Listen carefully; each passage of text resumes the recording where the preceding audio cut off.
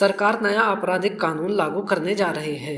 इसके बाद पुरानी धाराएं खत्म हो जाएंगी, नई धाराएं लागू हो जाएंगी। इसको लेकर बरेली पुलिस लाइन में इसको लेकर प्रशिक्षण चल रहा है।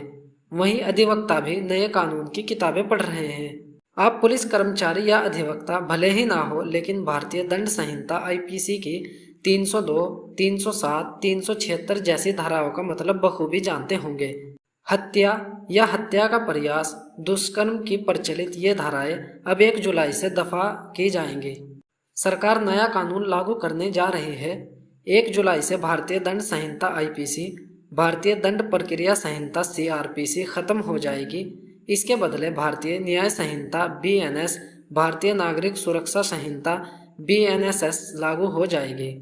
थानों से लेकर अदालतों में अभी तक अंग्रेजों द्वारा वर्ष 1860 में बनाए गए कानून आईपीसी को ढोया जा रहा था।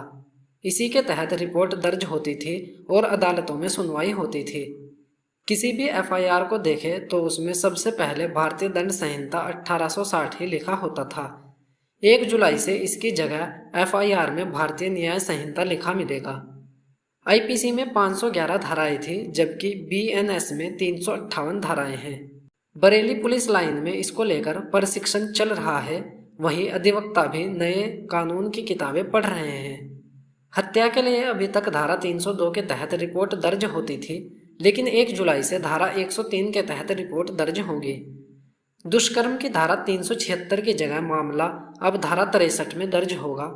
छेड़खानी की धारा 354 अब मानहानि की धारा होगी। पहले मानहानि की धारा 499 हुआ करती थी। डकैती की धारा 395 की जगह 310(2) होगी। हत्या के प्रयास में अभी तक धारा 307 लगती थी, लेकिन अब 109 के तहत रिपोर्ट दर्ज होगी। धोखाधड़ी के मामले धारा 420 की जगह 316 में लिखे जाएंगे। इसी तरह से सभी अपराध की धाराएं परिवर्तित कर दी गई हैं। अब पुलिसकर्मी इसे पढ़ रहे हैं। नए कानून के तहत 7 साल से ज्यादा सजा वाले मामलों में फोरेंसिक रिपोर्ट अनिवार्य होगी। इसके साथ ही अभी तक आरोपियों के हाथों में हथकड़ी लगाने का प्रावधान नहीं था। अब 7 साल से ज्यादा सजा के मामले में पुलिस हथकड़ी का इस्तेमाल कर सकेगी। बरेली बार एसोसिएशन के सचिव वीपी ध्यानी ने बताया कि जिले में करीब 4000 अधिवक्ता हैं। 1 जुलाई से नया कानून लागू होने पर अधिवक्ताओं को भी तमाम कठिनाइयों का सामना करना पड़ेगा। अधिवक्ताओं के सामने दिक्कत यह है कि पुराने मुकदमों की सुनवाई पुरानी धाराओं के तहत होगी, सजा का भी प्रावधान पहले वाला होगा। ऐसे में अधिवक्ताओं की जिम्मेदारी सबसे ज्यादा बढ़ गई है। अधिवक्ताओं को नए कानून के तहत जानकारी देने के लिए कार्यशाला की जरूरत होगी। बार के पदाधिकारियों से बातचीत के बाद जल्द ही एक वर्कशॉप आयोजित कराई जाएगी।